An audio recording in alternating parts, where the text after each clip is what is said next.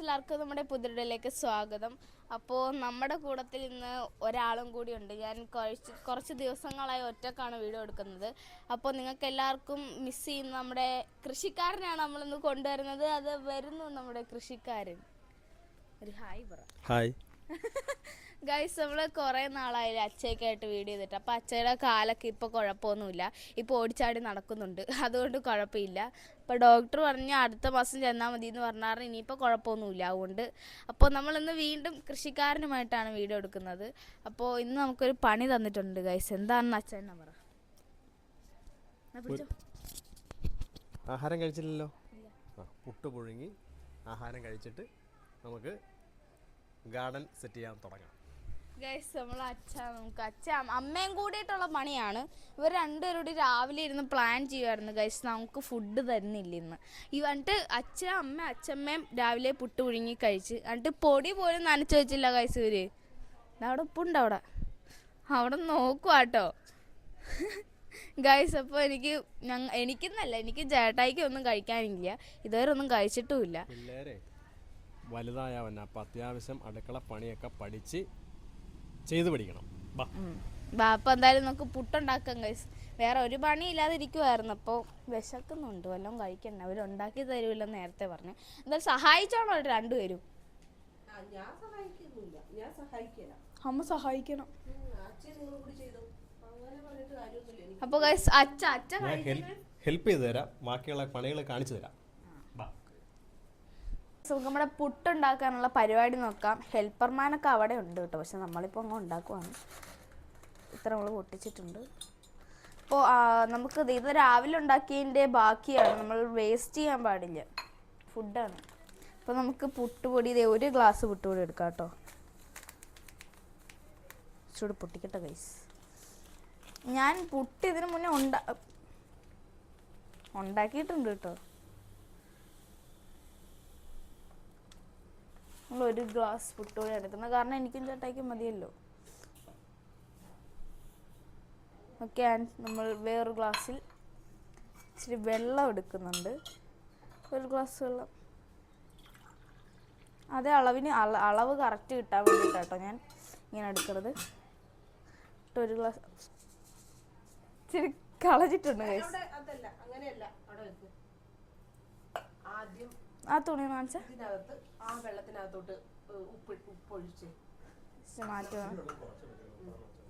പോരാ.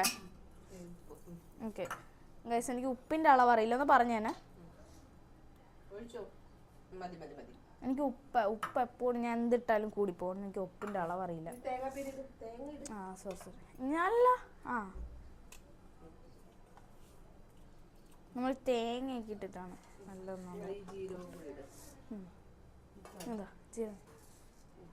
ഇതിന്റെ അളവൊന്ന് ഇച്ചിരിട്ടാ പോരെ?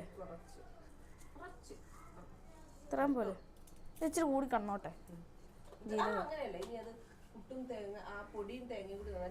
ഓ മിക്സ്.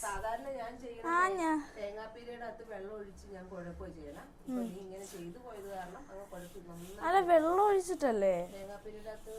ഞാൻ ഇങ്ങനെയല്ലേ വെള്ളമായിട്ട് കുഴച്ചിട്ടാണ് ഇതിട്ടത്. നമുക്ക് ഞെരടി അതിങ്ങനെ ആ തേങ്ങയുടെ വെള്ളം, അതിന്റെ തേങ്ങാപ്പാലൊക്കെ ഇങ്ങനെ പാലൊന്നും വേണ്ടില്ല, ഇച്ചിരിച്ച് നമുക്ക് ആയി തന്നെ നമുക്ക് പകുതി ഒഴിച്ചു കൊടുക്കാം. അല്ല, ഇത് കറക്റ്റ് വെള്ളമല്ലോ, എനിക്ക് പേടിയൊന്നുമില്ല. നമുക്കത് മിക്സ് ചെയ്യട്ടെ, എന്നിട്ട് അടുത്ത് വയ്ക്കാം. പുട്ടുപൊടി വെള്ളം വലിച്ചെടുത്തു. നമുക്ക് ഇതോടെ ഒഴിക്കുവാണേ.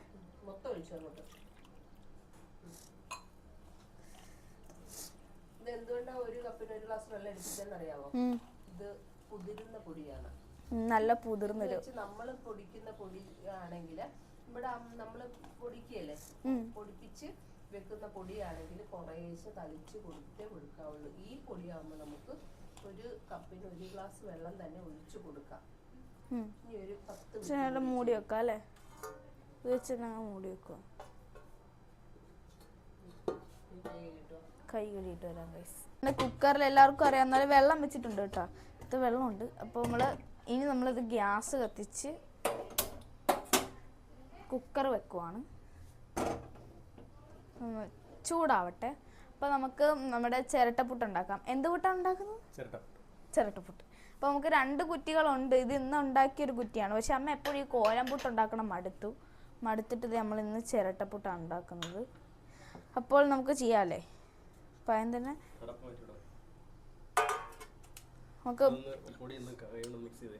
നമുക്ക് കൃഷിക്കാരനാണ് പറഞ്ഞു തരുന്നത്. ഇതേ കണ്ട വെള്ളം വലിച്ചെടുത്തിട്ടുണ്ടത്.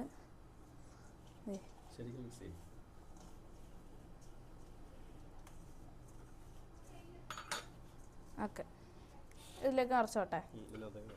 നമ്മൾ തേങ്ങ ഇട്ടാറും തേങ്ങ ഇടുന്നില്ല.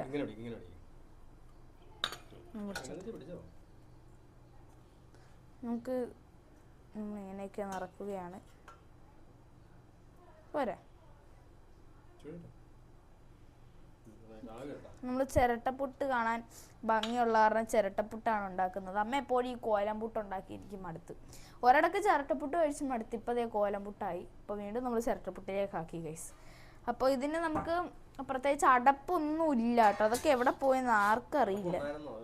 ഉണ്ടായിരുന്നു, എവിടെയോ പോയത്. അപ്പോൾ നമ്മൾ വലിയൊരു അടപ്പ് വെച്ചാണ് ജസ്റ്റ് അഡ്ജസ്റ്റ് ചെയ്ത് മൂടി വെക്കുന്നത്. അപ്പോൾ എന്തായാലും ചൂടായി ഇതിൽ കൂടി ഈ കുക്കറിൻ്റെ ഇതുമ്മ ഇവിടെ ഒരു ബോൾ വെച്ച് ഇങ്ങനെ കിടന്ന് കറങ്ങിയല്ലേ. എന്താ ഇത് വിസിൽ ഊരി കഴിയുമ്പോഴല്ലേ? ഇതിൽ വിസിലൊന്നുമില്ല. ഇതൊന്നും മാറ്റിക്കട്ടെ, അതിന് ചൂടാവട്ടെ. കൈ പൊള്ളൂല്ലേ ചേച്ചാ? ഇതിൽ ചൂട് കുറവായതുകൊണ്ട്, തീ കുറവായതുകൊണ്ട് നമ്മൾ ഇവിടെ വെച്ചു. അപ്പോൾ നമുക്ക് എന്തായാലും നമ്മുടെ ചിരട്ടപ്പുട്ട് ഇതിലേക്ക് വെച്ച് കൊടുക്കാം.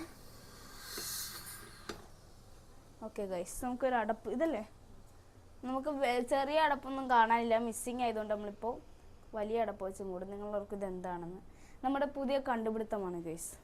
പല വീട്ടിലും ഇങ്ങനെയൊക്കെ തന്നെ ആയിരിക്കും. അപ്പം നമ്മുടെ വീട്ടിലും ഇങ്ങനെയൊക്കെ തന്നെയാണ്. ഇനി അതൊന്ന് വേവട്ടെ ഗൈസ്. നമ്മളൊരു കട്ടൻ ചായയും കൂടി വെക്കണം. പുട്ടും കട്ടനും കോമ്പിനേഷനാണ്. പക്ഷെ എനിക്ക് ചായ കുടിക്കണ ശീലമില്ല, എനിക്കിഷ്ടമല്ല. എന്നാലും ഞാൻ വല്ലപ്പോഴൊക്കെ കട്ടൻ ചായ കുടിച്ചാലുള്ളൂ. പാൽച്ചായ എനിക്ക് ഒട്ടും ഇഷ്ടമല്ല കേട്ടോ. അപ്പോൾ എന്തായാലും നമ്മൾ കട്ടൻ ചായയും വെച്ചിട്ടുണ്ട്. ഇനി വേവട്ടെ ഗൈസ്, പുട്ടും കട്ടൻ ചായയും. വല്ല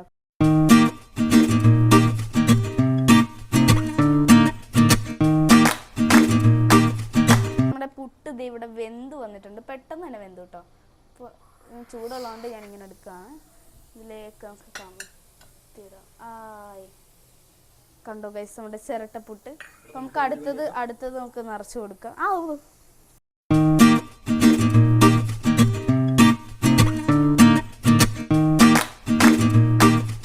നമ്മുടെ പുട്ട് രണ്ടാമത് വെച്ച് റെഡിയായി. ഇപ്രാവശ്യം നമ്മുടെ ചൂടല്ലേ, അച്ചയാണ് വെക്കുന്നത്. അച്ചക്ക് പിന്നെ കൈപൊള്ളലൊന്നും ഒരു വിഷയമല്ല.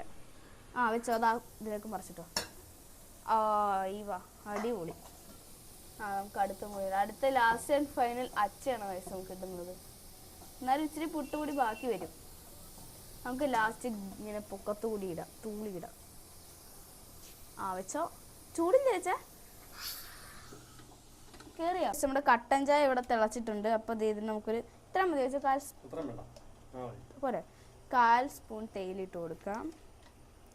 ഓക്കെ, അന്ന് തിളക്കട്ടെ. നമുക്കപ്പോൾ കപ്പൊക്കെ എടുത്തുകൊണ്ട് വന്ന് ആറ്റുന്ന പരിപാടി നോക്കാം. ഞാൻ എടുത്തുകൊണ്ട് വരട്ടെ. അപ്പോൾ ഗൈസ് നമ്മുടെ 3ാമത്തെ പുട്ടും റെഡിയായത്. എല്ലാം ആവിയൊക്കെ പറന്ന്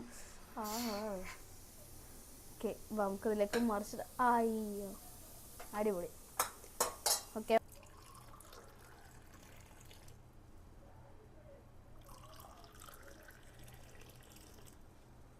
അപ്പോൾ ഗൈസ് നമ്മുടെ പുട്ട് നമ്മൾ പുഴുങ്ങി ഓരോരോ പ്ലേറ്റിലേക്കാക്കി.